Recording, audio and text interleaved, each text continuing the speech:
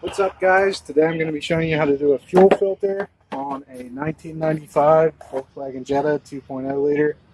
This will be very similar for any other Volkswagens of the same year and same engine type. Alright, so first things first, if you have a dirt nasty low Jetta, you're going to want to put it on jack stands for this, get it up in the air. If you have a rallycross Jetta like me, we won't need any jack stands.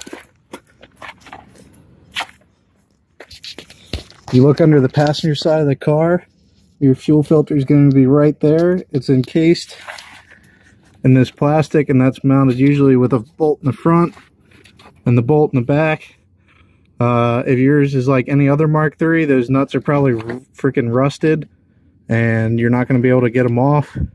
So what I usually do is destroy this bracket and then just zip tie the bracket back on as best as I can. If you want to do things a little bit more professionally, you could probably remove those nuts and studs and replace them, or find a better way to mount them. But I'm going to just rip that stuff apart. And then you'll notice you should have a worm gear clamp on there. And on that side, I can't see from where I'm sitting. And you just take those two hoses off, drop that filter out, put the new filter in the case, get that mounted on there, slide your new lines on, and then tighten everything down, and you should be good to go. Other thing to pay attention to, these are directional. That has an arrow on it. That is going to be the arrow for the flow of the gas. So it's going to be coming from the pump in the tank through the filter to the front of the car to the fuel rail. So just pay attention to that arrow when you take it off. Your fuel filter that you get to replace this may not look the same as the one you took out, so make sure you pay attention to the arrow.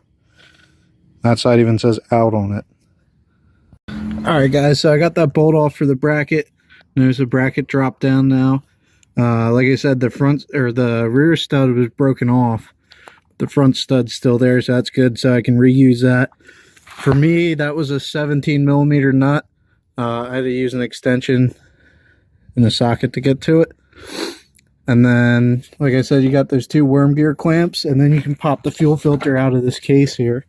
Those worm gear clamps might have to get cut off. It looks like they're pretty rusty. Just know when you disconnect the fuel lines, you will have some fuel leakage. So if you don't want fuel leakage in your driveway or all over yourself, wear gloves, put something down on the driveway. Gasoline does eat asphalt. That's not a joke. I've ruined many parents' driveways doing this stuff, so shout out mom and dad. Alright guys, I got the fuel filter out. Make sure you dispose of the old fuel properly.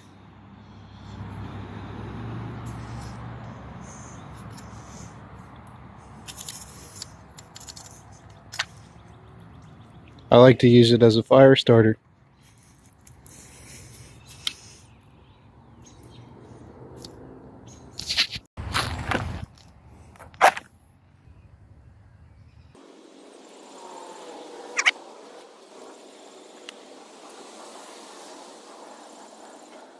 Alright, now that you have this guy out, it is directional. Notice there's an arrow there, so we're going to want to match up our new filter to that arrow and then reinstall everything. Alright guys, the new filter is installed. You'll see there's some new clamps on there. I actually had to cut the old ones off because they were that corroded I couldn't get them loose. If you're doing that, just be careful cutting them off that you don't cut the rubber hose. And then when you install the new clamps, I had clamps here, but it might be worthwhile picking some new ones up before you even start this project. After that, you want to just put your key in the ignition. You don't want to start the car,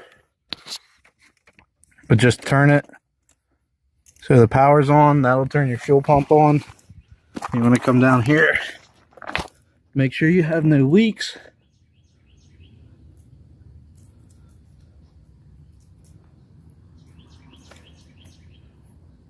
It's going to take a little bit for that filter to fill up. But I'm not seeing any leaks.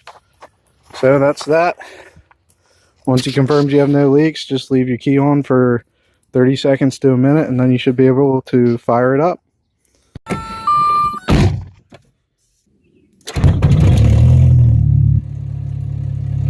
There she is. Once it's running,